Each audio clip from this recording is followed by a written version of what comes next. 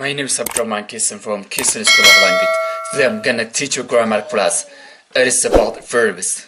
So let us see first what is verb and what the use of verb.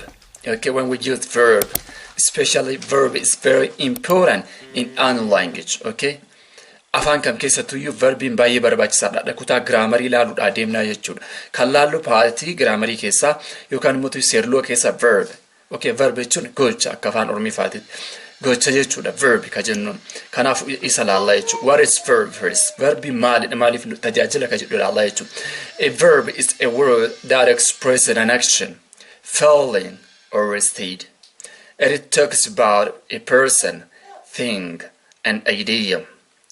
Verbs may be divided into several categories.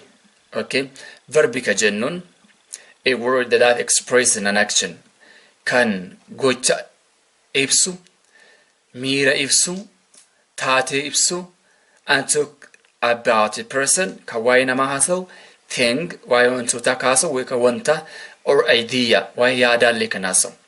Verbs may be divided into several categories. Verbiin kun gosa hedduutti gargar qoodamuu danda'a.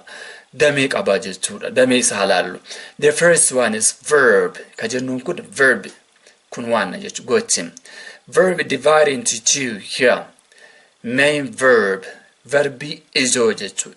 Yookaan gochima ijoo yookaan verbi main verb. Ka jennuun waanna yookaan motiyyuu ijoo jechuudha. Verbi gochima ijoo. And auxiliary. Auxiliary jechuun helping verb. Okay, verbi gargaartuu jechuudha. Gara afaan Oromootti. Verbiin iddoo lama qoonneerra. Main verb and auxiliary verb jennee ni jiru. Main verb jechuun principal verb kan seera qabaata jechuudha. Yookaan immoo waannicha jechuudha. Main verb ka jennuun. Auxiliary verb ka jennuun helping verb. Verbi gargaartuu jechuudha. Verbiin gargaartuun tun iddoo lama qoodamti ammallee. Essentially primary, auxiliary, and modals. Okay? Primary auxiliary. Yookaan immoo verbii jalqaba gargaartuudha ka jennuun kan. Inni immoo modals jennaan jechuudha. Isa lammaffaa modals. Maaliin auxiliary verbiin iddoo lama qoodama. Akkuma verbiidha jechuudha. Kanaafuu mi'a laallu amma. Primary auxiliary ka jennuun verbii gargaartuun jalqabaatuun illee iddoo sadi qoodamti. Damee sadi yookaan branch sadi of jalaa qabdi jechuudha. The first branch verb to be, the second to do, verb to do jechuudha. Yookaan inni sadaffaan verb to have, to have.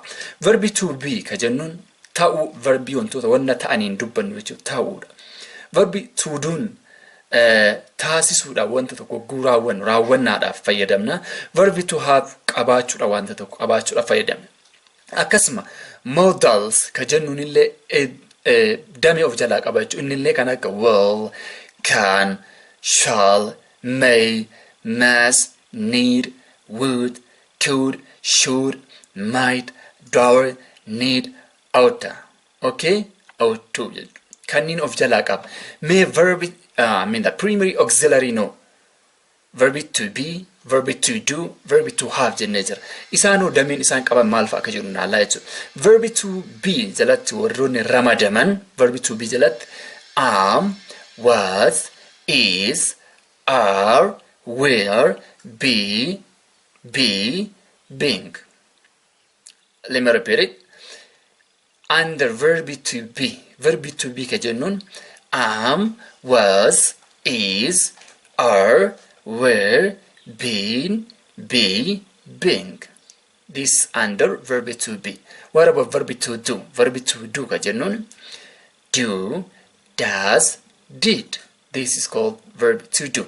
Verb to have ka jennuun verb to have ka jennuun have, has, had. This is verb to have. Kun verb to have jedhamaa jechuudha. Wantoonni amma laalle kunniin. Kanaafuu kaategorii isaa verbii guutuu hanga xumuraan nu baranna waan ta'eef steepii hundaa hordofuun gaariidha jechuudha.